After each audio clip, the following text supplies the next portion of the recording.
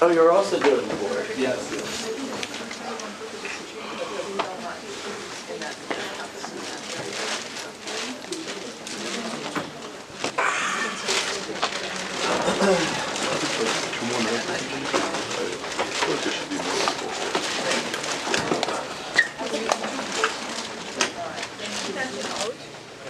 Stay zoomed out for a bit and then zoom in on the other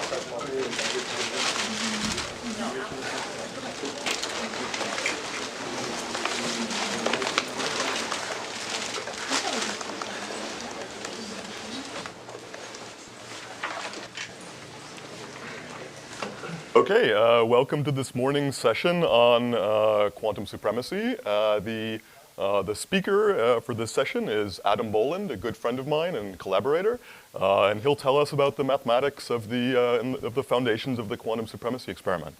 All right, great. Yeah, thank you very much for showing up for the first talk of the day. I really appreciate that. So today I'm going to tell you, I have a chance to give a 2-hour kind of introduction to the mathematics of quantum supremacy experiments. So the starting point for this talk is really Google's 2019 supremacy claim. And what's really interesting about this experiment that you may have seen in the New York Times or something like this is that you can think of it as being the first experiment that ever occurred in complexity theory. You don't really think of complexity theory as being this kind of abstract mathematical topic that maybe is not that connected to the real world, but this is an example where this kind of physical reality came crashing into to computational complexity. And why do I say that? Well, what their claim is what they claim to have achieved is quantum supremacy. And what this means, I'll just define it, it's a practical demonstration of a quantum computation that's prohibitively hard to reproduce with classical computers.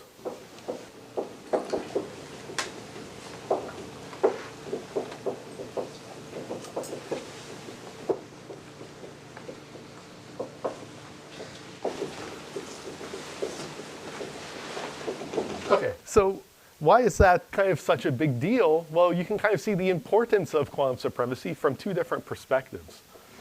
So the first perspective is that this is a claim to be an experimental violation of the extended Church-Turing thesis.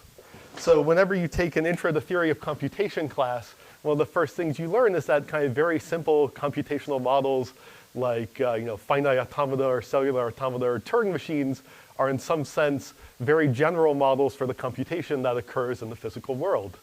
And we've known since the mid-90s that quantum computers can challenge this ECT in theory, like with the invention of, say, Shor's algorithm, but we've never seen that challenge kind of implemented in the physical world. So you can see quantum supremacy as being a kind of an empirical violation of the extended Church-Turing thesis. The second way that you can kind of see the importance of this task is you can see that it's kind of a test of physics in a high complexity regime. So once again, Shor's algorithm tells us that quantum mechanics has this kind of very high complexity regime that systems of n particles require 2 to the n parameters to describe them, and in some sense, a quantum supremacy experiment is kind of some sort of proof that you actually need that exponential number of parameters in order to describe your quantum state. So this exponentiality is kind of intrinsic. So you can kind of view this as through an experimental physics lens as well. But of course, achieving supremacy is really difficult because it kind of intrinsically requires the computational complexity theorists who normally live out here in theory land and the experimentalists to kind of meet in the middle. So the reason is that you need some well-defined computational task which has two properties. First, it has to be experimentally feasible. And the second is that it has to have strong evidence for intractability.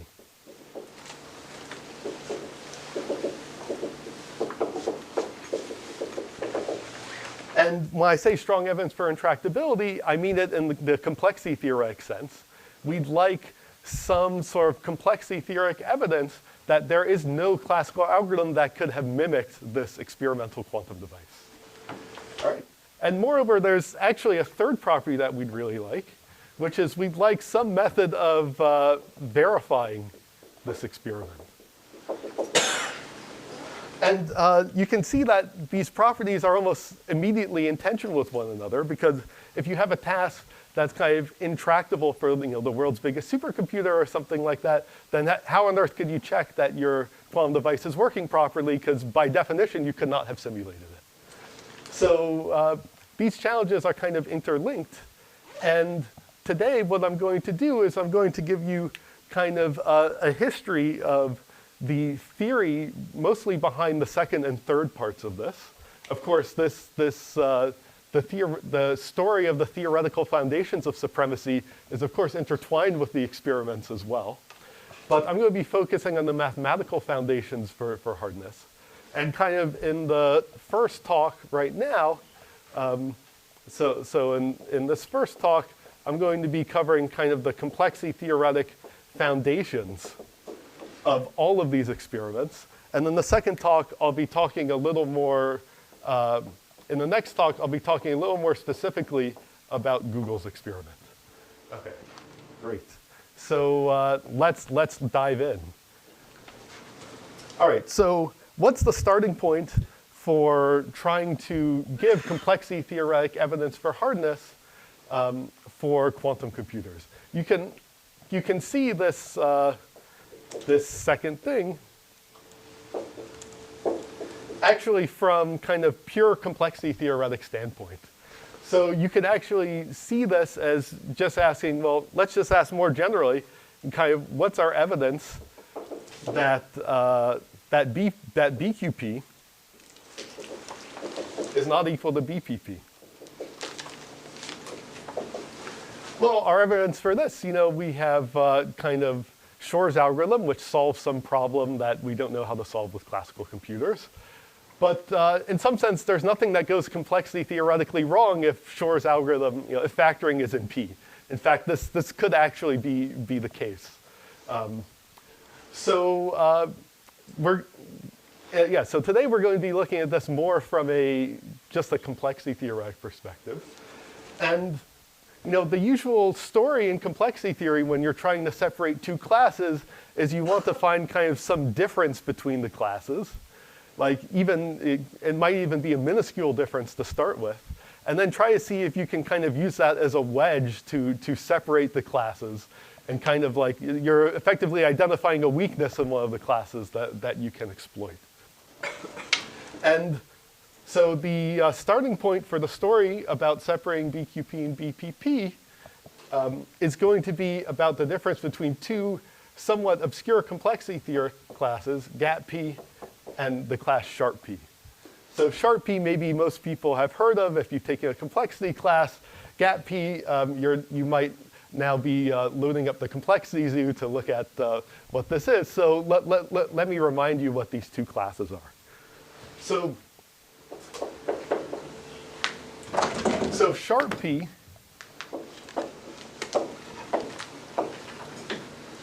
is a class of functional problems, and the complete problem is really easy to state. It's basically what's the complexity of computing exponential sums. Right? So the complete problem is you're given some Boolean function f, mapping from 0, 1 to the n to 0, 1. And your goal is to compute how many times f evaluates to 1. So you're trying to compute the sum over x in 0, 1 to the n of f of x. And this is, in general, not something that's computationally tractable because this is an exponentially large sum that you'd have to perform. But nevertheless, you can think of this as just some sort of abstractly defined counting class. Now, GAP-P, the definition of GAP-P looks almost exactly the same as this definition. Here you're given you're given some function f, which maps from 0, 1 to the n to the set +1 and -1. And your goal is to compute the same sum. Yep. Judge markers? Oh, yeah, sure. Happy you do.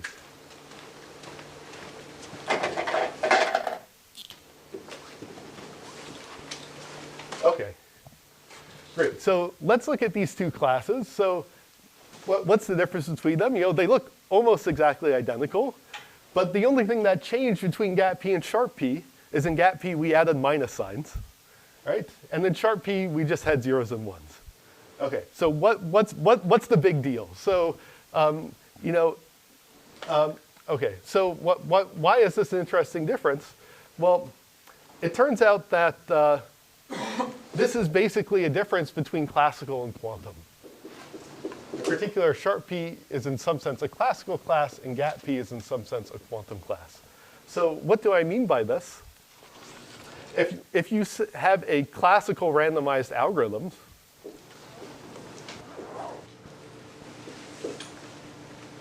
then computing the probability that it accepts,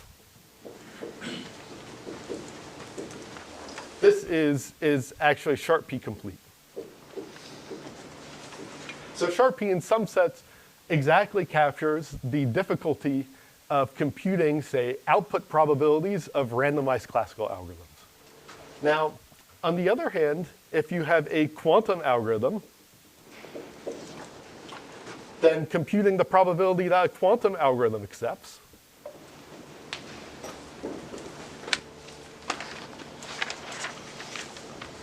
is gap P complete. And the proof of this is really simple. The proof of this is like, the simplest quantum algorithm you could imagine.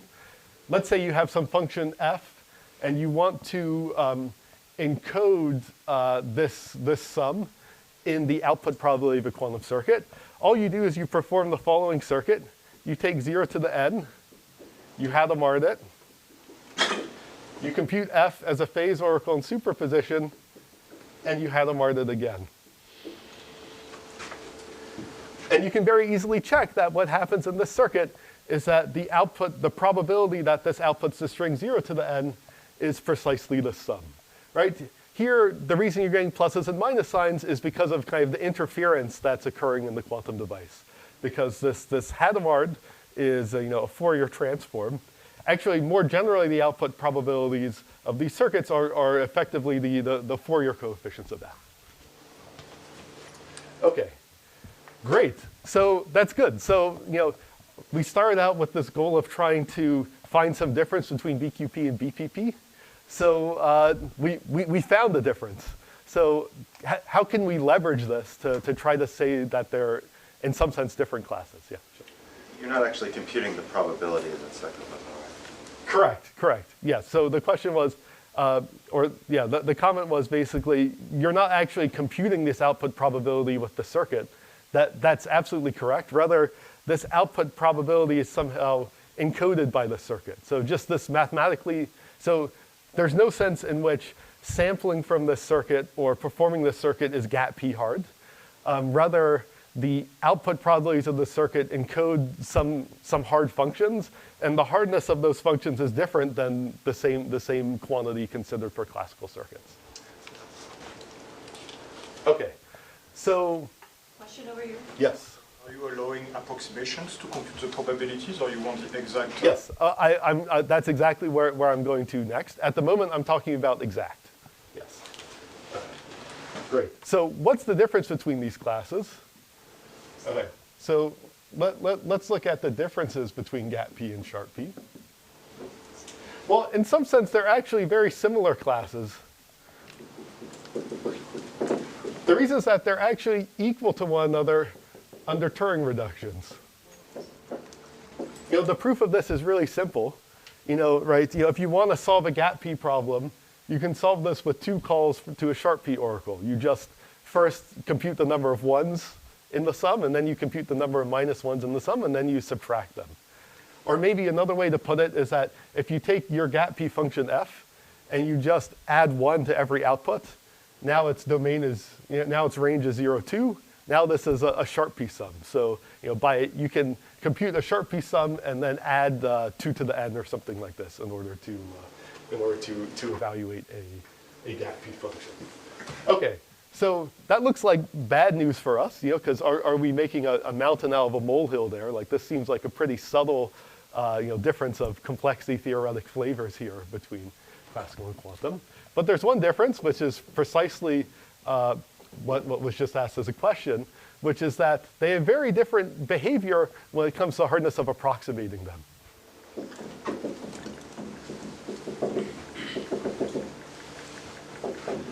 Namely, let's consider the problem of multiplicative approximations to these sums. So let's call a C multiplicative approximation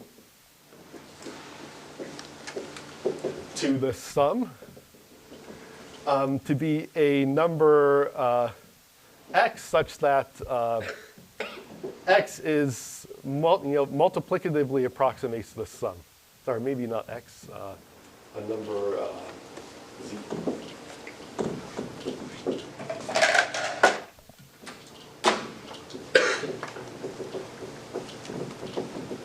Okay, and you can then ask, how hard is it to compute multiplicative approximations to gap P functions versus sharp P functions?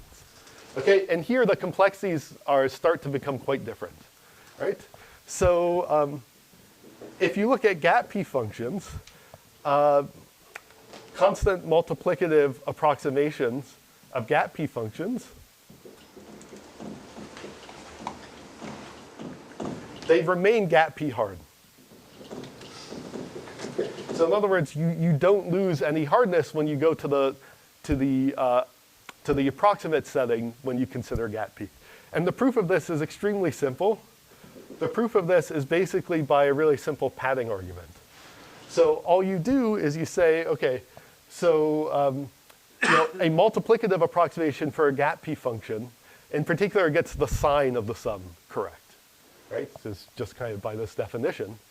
So the way that you can use an approximation to the sum to compute the sum exactly is by some form of padding with binary search. So all you have to do is, given your function f, kind of pad it with some extra 1 arguments.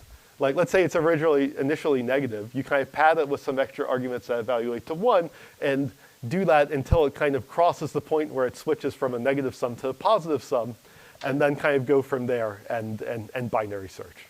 So, okay. So that's what happens to gap P under multiplicative hardness. It's also so it's gap P hard under Turing reductions.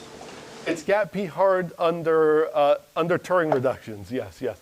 And actually, because gap P and sharp P are the same under Turing reductions, you can just Okay. Saying it's gap P hard under Turing reductions and sharp P hard under Turing reductions are the same thing. Yeah. But what's going to happen with sharp P is going to be something quite different. So sharp P, it actually becomes easier under multiplicative approximation. In particular, there is a famous result of Stockmeyer from the 90s, which says that you can achieve a 1 over polynomial multiplicative approximation to sharp P in the class BPP to the NP.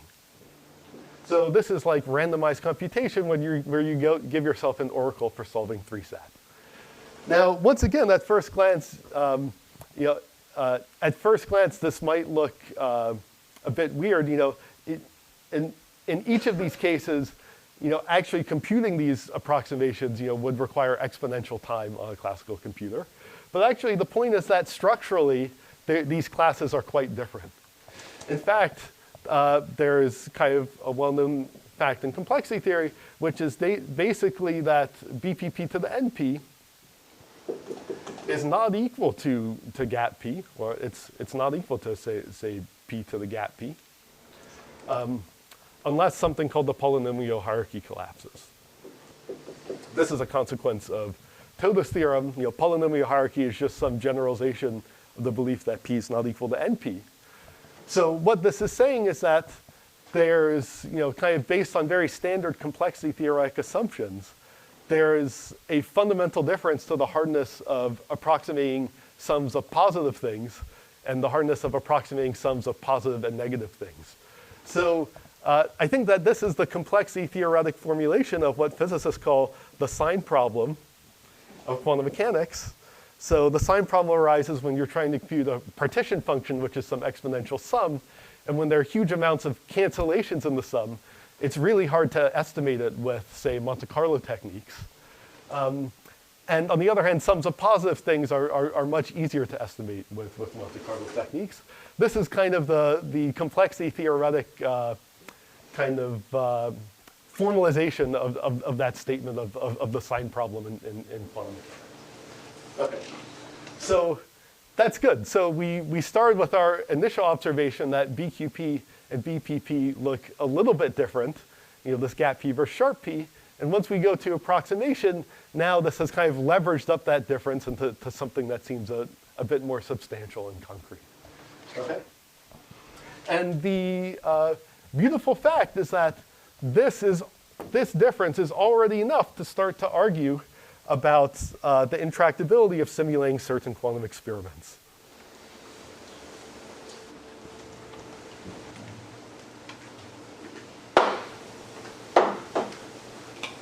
All right, so are there any questions about this first bit? Yeah, sure. Does gap P get any easier if you restrict the sums to be positive? It seemed like the reduction, that it's hard to just know the sign of the sum. So suppose I promise the sum turns out to be positive. Oh, that's a great question. If you promise the sum is positive, it might still be hard if you give yourself a strong enough approximation multiple, but I'm not sure off the top of my head. Yeah, that's a good question. Okay, great. Okay, so I'll move on. So the interesting fact is that this is already enough to give you some difference between some form of BQP and some form of BPP. But in order to do this, we have to perform a kind of relaxation of our problem. It turns out that it's really helpful to think about the complexity of reproducing sampling problems. So what's a sampling problem? You're given some input X, and your goal is to output a a sample from a probability distribution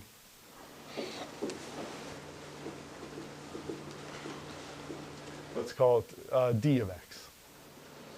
Okay, so this is kind of a relaxation of the sorts of problems we normally think about in complexity. We normally think about, say, decision problems or functional problems. But it turns out that making this relaxation really helps you a lot with trying to argue about complexity theoretic hardness. And the analogy that's been given here by Scott and Alex, I believe, is that thinking about sampling problems, it's kind of, you can see the quest to show hardness for quantum computers by Shor's algorithm, kind of like trying to demonstrate a chimpanzee's intelligence by teaching it to play chess. All right, so it's true that if you take a chimpanzee and you put it through a rigorous training program, you could probably get it to play some rudimentary form of chess, or okay, maybe checkers, say. But it's kind of, that's kind of really difficult, and that's not what actually kind of behavioral scientists do when they study animal intelligence. They more go out into the animal's native environment, observe the chimpanzee uses tools or something like this in its natural behavior, and that's kind of the way you look for, to demonstrate the intelligence of chimpanzees. You can think of the move from decision to sampling problems as this exact same sort of statement. And the reason is that, quantum computers, quantum mechanics intrinsically produces random outputs. So in some sense, sampling tasks are the natural thing that quantum computers just do anyways. They just do naturally. So in some sense, by moving the sampling problems, you're looking at quantum computers kind of on their native turf, kind of in their natural environment. And this kind of change of mindset has really borne fruit. So it turns out, this was kind of the first result kind of in these quantum supremacy arguments. This idea goes back to Terhall and DiVincenzo, but it was maybe stated in a language closer to this language in work of Bremner, Joseph Shepard, and Aronson and Arkhipov, which is that this is already enough to argue that classical computers cannot exactly sample from the same probability distributions as quantum computers.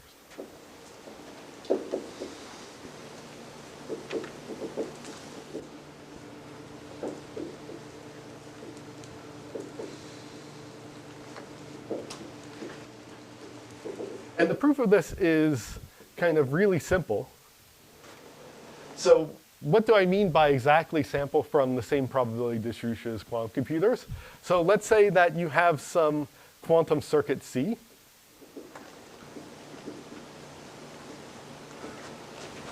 And it defines some distribution D of C. Then the statement is something like, there's no classical algorithm that does the following thing, that given as input C, it outputs a probability distribution, D prime, such that this D prime is a multiplicative approximation of D of C, such that for all outputs X, and 0, 1 to the n, D prime of C and D prime of X is a multiplicative approximation of D of X.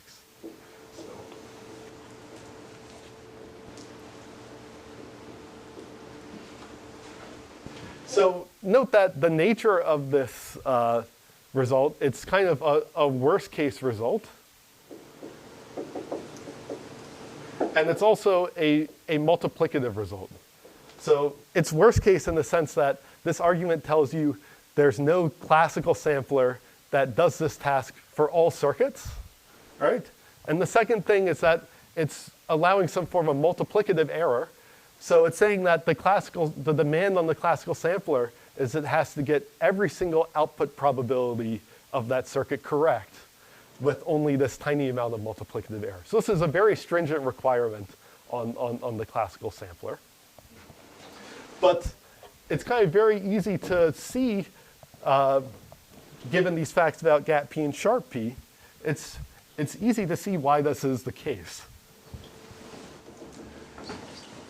And the basic idea is something like this.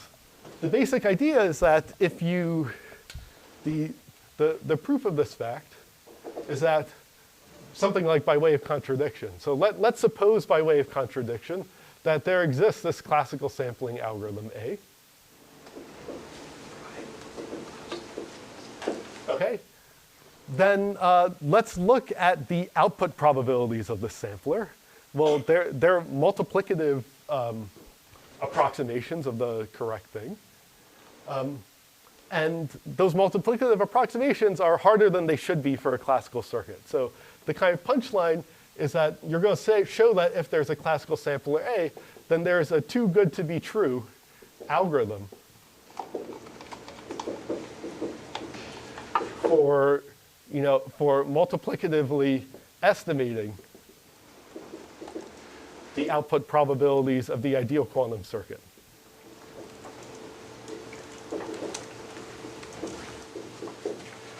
Right? And in particular, the too good to be true algorithm is a BPP to the NP algorithm. Because we know if we have a classical sampler, we can estimate its output probabilities in BPP to the NP. But on the other hand, the output probabilities of the quantum circuit, then this would then multiplicatively estimate the output probabilities of the classical circuit, which is itself a multiplicative estimation of the quantum circuit. So putting those two multiplicative estimates together, it would give you a multiplicative estimate of the output probability of the quantum circuit, and that we know is gap P hard. And we know BPP to the NP is not equal to gap P. Therefore, this algorithm is too good to be true. So that's kind of the basic statement that you're able to get just kind of from this initial observation. And yeah, I should mention that these original results didn't phrase it exactly in this language, but I think this is maybe a way to retrospectively look at them and see that they were all doing the same thing. And this is kind of at the core of this. So now what's really nice about these results here is that they actually are very widely applicable to a huge number of different types of quantum circuits. In particular, they're widely applicable to even very weak forms of quantum circuits. That's quantum circuits which are not even themselves capable of, say, universal quantum computation, right? So, for example, you can even show hardness of this sort of sampling for circuits which have all commuting gates, so all of the quantum gates commute with one another. You can show it for linear optical systems. You can even show it to some modified forms of Clifford circuits. There's something called conjugated Clifford circuits, which are basically Clifford circuits where you perform a 1-qubit change of basis. So these are all circuit families that look extremely weak. And it was kind of these early results that started getting people excited. Well, yeah, okay, these very weak forms of quantum sampling experiments, look like something that's a little more experimentally feasible than building a universal quantum computer. So it was these results that kind of helped launch the field of quantum supremacy experiments. Okay, but yeah.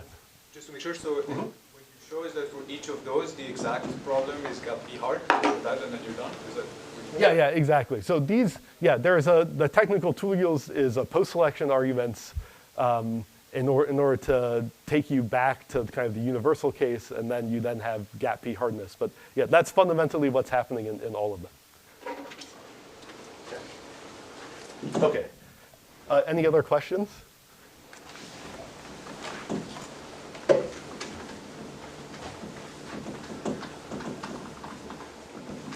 Okay, so the next move was kind of, let's reflect a little bit on what we did. We found the difference between VPP and VQP. We leveraged it up. Now we got that there's no classical algorithm that samples from the distribution of all circuits almost exactly, okay? So this is progress, but there's kind of still a lot to be desired here. So what are the drawbacks of these results? Well, does anyone want to say what are some kind of obvious drawbacks of these hardness of sampling arguments? Worst case. Yeah, exactly. So the first drawback is that it's a form of worst case hardness. So if you want to demonstrate this in the lab, you'd have to literally show your quantum computer could sample from every single circuit that you could throw at it. So you would really like an average case statement so that you have some hard distribution to test against, kind of like in cryptography. So okay, good. Yes. What other drawbacks are there? Yes. It's asymptotic. It's asymptotic. Yes, that's right.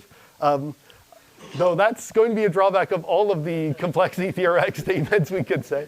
But no, that's totally fair though. Yeah, because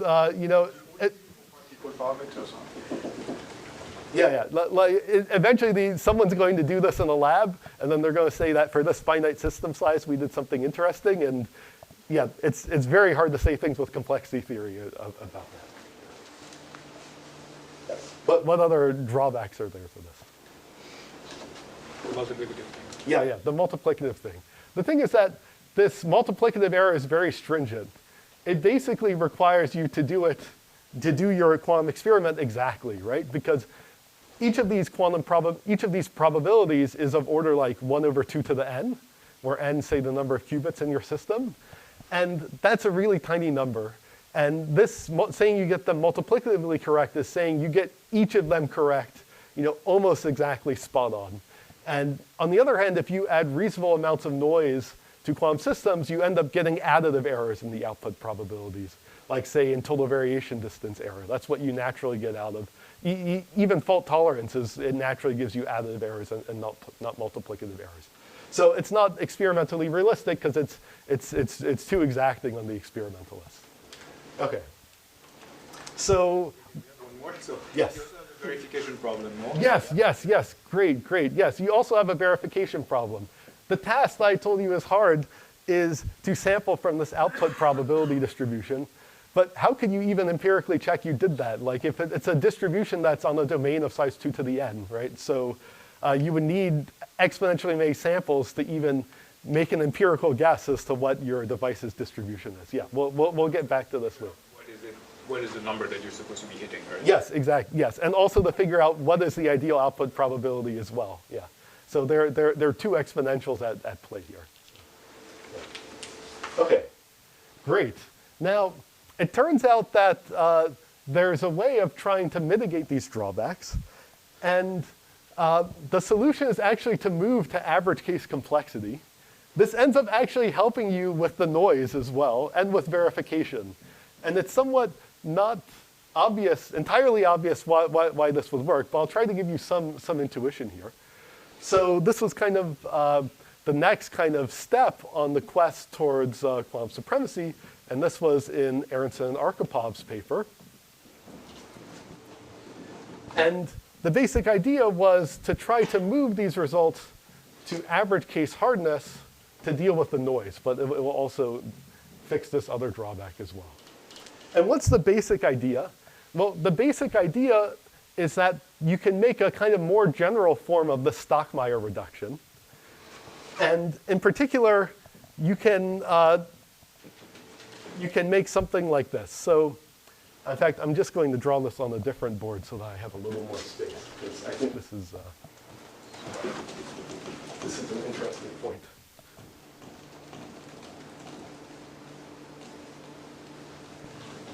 Maybe you can also change the pen if you don't mind using the green this time. Sure, sure. Okay, go back to black. Okay, so what's the, what was Aronson and Archipov's insight? Well, it's that this Stockmeyer reduction is a little bit more general. So in particular, you can view it as a reduction from having an approximate average case classical sampler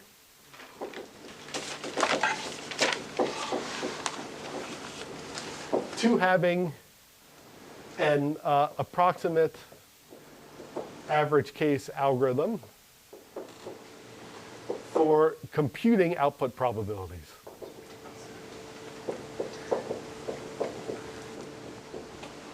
So this is the Stockmeyer and Aronson Archipov reduction. All right, so let me explain a little bit what I mean by the words in these bubbles, not only because my handwriting is atrocious, but because making these things more precise, I think will give more insight here. So in particular, what this reduction does is it starts with an average case approximate sampler. And here the notion is something like this. Like, given an average case quantum circuit, C, what this algorithm does is it outputs a sample from some distribution d prime of C, such that the total variation distance between d prime of C and the ideal distribution of the quantum circuit is, say, less than or equal to epsilon. Okay? And now this type of error is starting to look a little more reasonable. This is because kind of the errors that occur in quantum systems kind of naturally give you additive errors to your in terms of total variation distance to your output probability distribution. So this is no longer as exacting on the experimentalists. We're giving them a bit of wiggle room. Some of the individual output probabilities here could be totally off. Like there's no requirement each one of them is pinned down. But the interesting point is that if you have a sampler like that's of this form, then there is some statement you can make which says that basically most of the output probabilities of d prime of C are mostly correct. So what do I mean by that? Well, if you have a distribution that's close in total variation distance to another distribution, let's consider the error that kind of the difference between the two distributions on each individual output string? Well, because there's total error epsilon, and there are 2 to the n output strings, kind of the average amount of error per string is going to be roughly epsilon over 2 to the n. So mostly correct means to additive error epsilon over 2 to the n, this order. By putting a constant there, you can just use a Markov inequality. 99% of them are less than 100 times the average amount of error. Okay, and the Stockmeyer reduction, actually, what it ends up giving you is it ends up giving you an algorithm to compute these output probabilities to this amount of error. Right? So in particular, the algorithm on this side of reduction is an algorithm which, given an average case C, it computes a quantity I'll call P0 of C. P0 of C is, actually, and maybe in my forward notation, this would be, if you consider the distribution D of C, what's the probability it outputs 0? So this is my notation. Py of C is the probability that quantum circuit C outputs Y.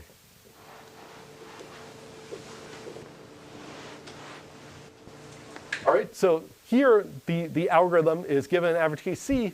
You compute the output probability to additive error epsilon over 2 to the n,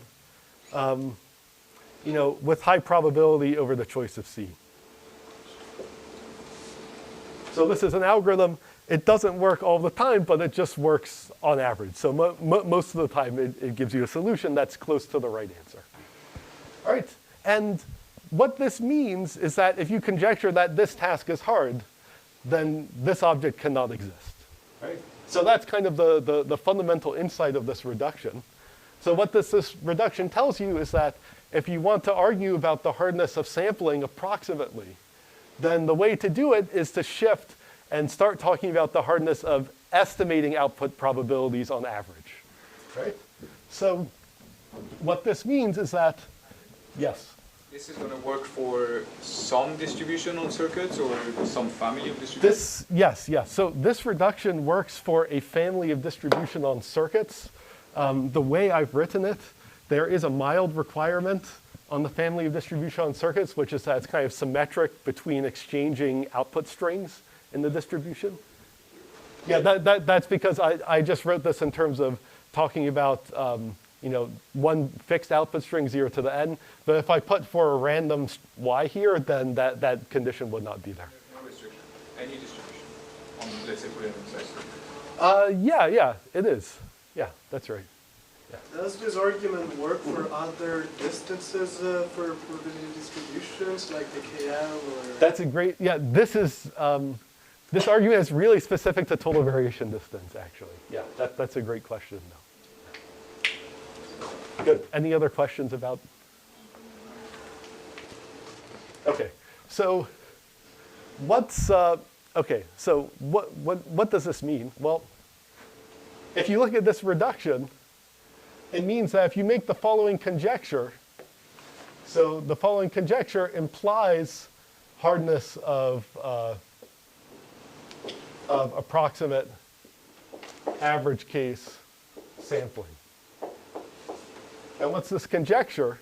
The conjecture states that for this distribution over circuits, I haven't specified that yet. We'll start plugging in distribution soon. The basic conjecture is that it is, say, sharp P or gap P hard to compute the output probabilities approximately. And this is to say, this means to additive error some epsilon over 2 to the n. And on average, this means something like with high probability over the choice of C.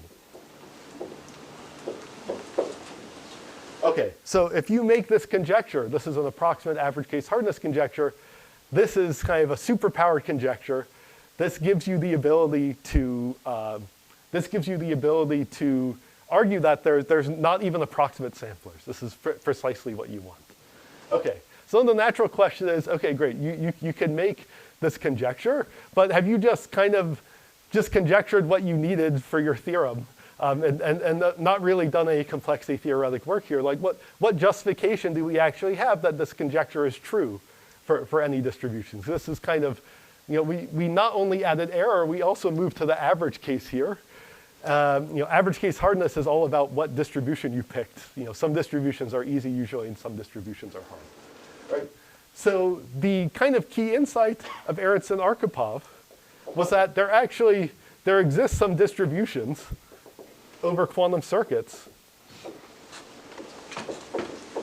Actually, there will be even a restricted subclass of quantum circuits, such that this conjecture is, in some sense, reasonable, or it has some kind of reasonable, so that there is a reason to believe that this average case hardness conjecture.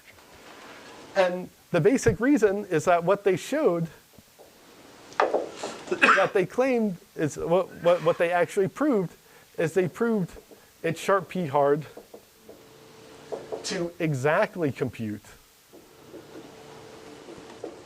P0C on average over some distribution on C. In fact, the way that they did this was really beautiful. What they did is that they considered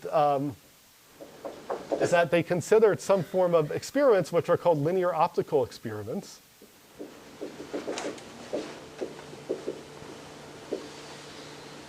And these have the special property that their output probabilities correspond to the permanence of randomly chosen matrices.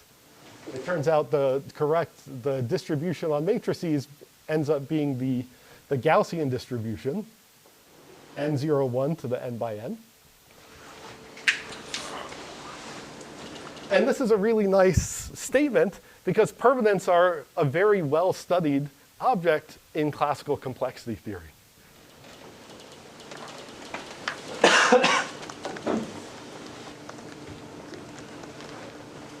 So it turns out that it's been known since work of Lipton in the late 80s, early 90s, which basically showed that the permanent is actually sharp P hard to compute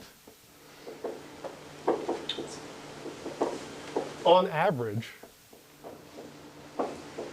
over the choice of matrix A, which is from permanence over it's randomly chosen from matrices over a finite field FQ. Okay? And what Aronson and Arkhipov did is they basically provide an extension of this to the Gaussian ensemble. So what does this mean for kind of complexity? Like what does this mean for this conjecture? Well, what this effectively means is that you can kind of think of the support for this conjecture for boson sampling in the following way. So let's make a table of kind of hardness results. So here I'm going to describe I'm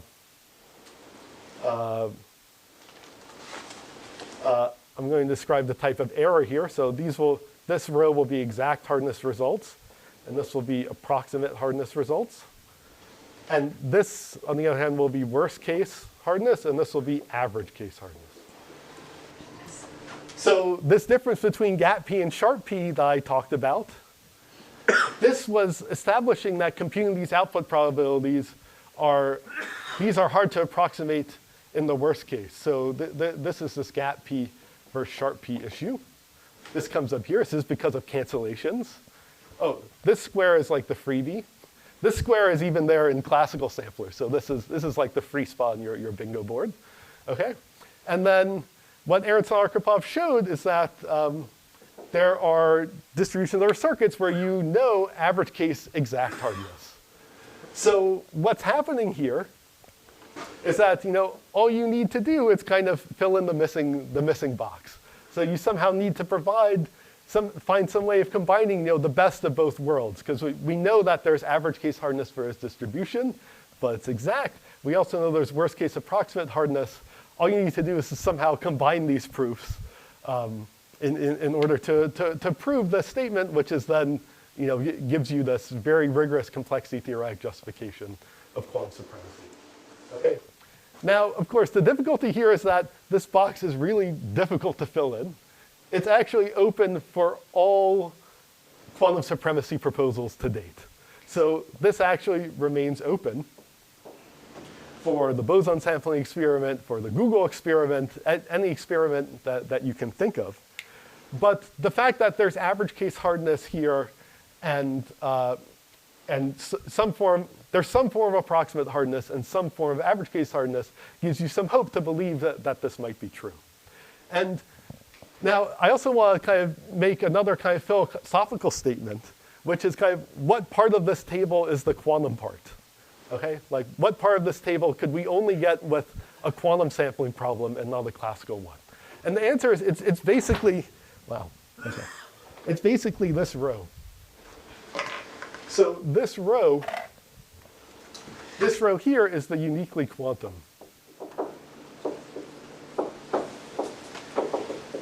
Because our intuition for why there could be approximate hardness is coming from these cancellations. We actually know of examples of problems where classical problems, where things are exact average case hard, but become very easy when you move to approximation. So I'll give you an example. So let's say that you consider a matrix, let's say that you draw a matrix A from, some distribution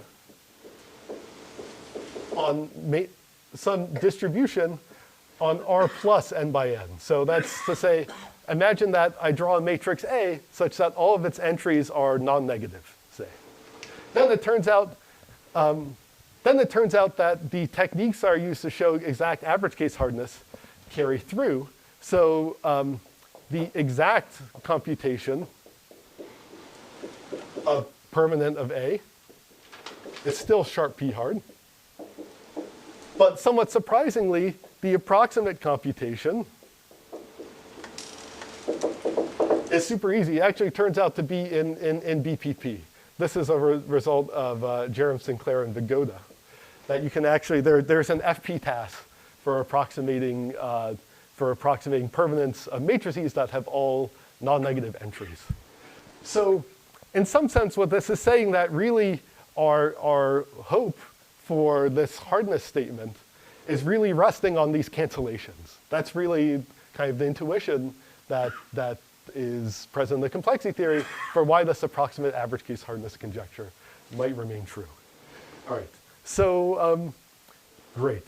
So are there any questions about the state of affairs? Yeah. Is there an intuition as to why that case is so hard to prove? Is there some intuition as to why it's so hard to prove? Well, the intuition is basically that our proof techniques for proving exact average case hardness really are not noise tolerant at all. And actually, at the start of the next talk, I'm going to go through this kind of exact average case hardness proof, maybe right before I talk about the Google experiment, and we'll see there exactly why it's very not noise robust. So I'd say lack of techniques is the reason why why it's been so challenging to resolve this. Yes, and any other questions? Well, lack of techniques, and that's assuming that it's true. If it's not true, that would. Yes, that's right. Yeah. As Scott said, yeah. If it's not true, then that would be a problem as well.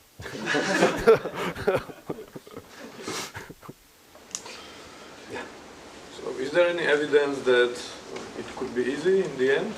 Is there any evidence that it could be easy? That's this or the sampling as a whole. So, well, I would say that there have been works that have been trying to push this this sort of thing a bit further, right? Where you can find some distributions which have some amount of cancellation, but are still easy to approximate on average. So, for instance, there was a result of Eldar and Mehraban. I think that was in 2018. maybe Saeed can correct me if he's here. But they basically showed that there's a quasi-Pauli algorithm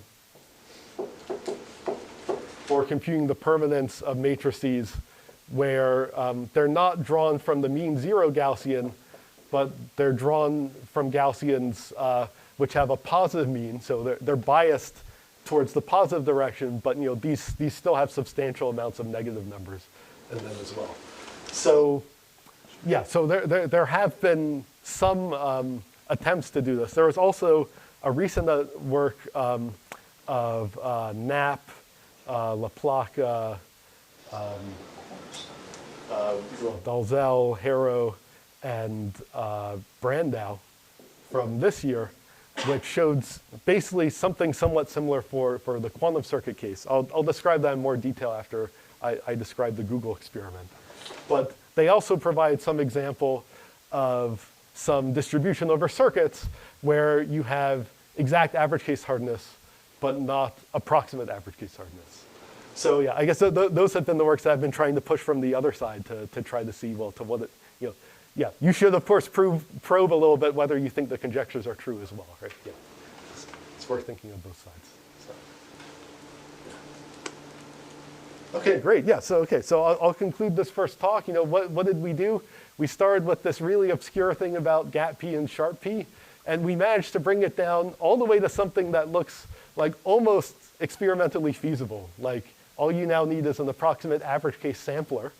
But we had to pay to get there, of course, and we paid the piper by making this approximate average case conjecture that we don't know how to prove, but at least we're able to support it. And so this was kind of the picture of what the complexity theoretic arguments for quantum supremacy looked like in 2016. And in the next talk, I'm going to explain to you kind of what happened since then, and particularly what happened with the Google experiment. All right, thanks for your time.